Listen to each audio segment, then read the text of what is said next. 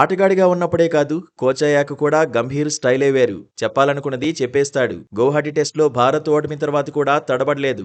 ఓటముల గురించి అందరూ మాట్లాడుతున్నారు. కానీ తన హయాంలో సాధించిన విజయాలు కూడా ఉన్నాయన్నట్టుగా గౌతీ రియాక్ట్ అయ్యాడు. కోచ్ బాధ్యతలకు సంబంధించి డిసైడ్ చేసేది తాను కాదని బీసీసీఐ అని కూడా తేల్చేశాడు. అయితే టెస్ట్ సిరీస్ లో భారత్ ఓటమి తర్వాత ఎక్కువగా గంభీరే ట్రోల్ అవుతున్నాడు. ఎక్కువగా గౌతీనే తప్పుబడుతున్నారు. టీం వైఫల్యం కంటే సోషల్ మీడియాలో కోచే టార్గెట్ అవుతున్నాడు. హెడ్ కోచ్ పదవి నుంచి గంభీరును తప్పించాలనే డిమాండ్స్ కూడా పెరుగుతూనే ఉన్నాయి.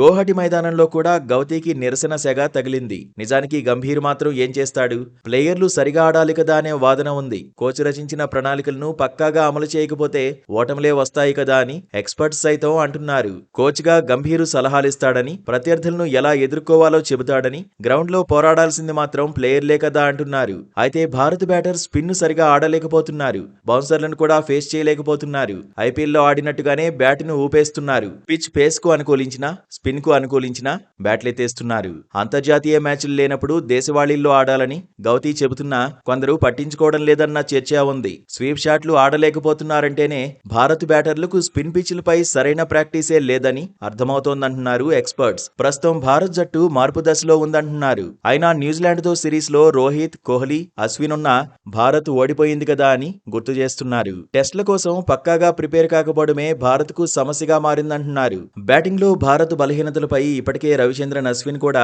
స్పందించాడు.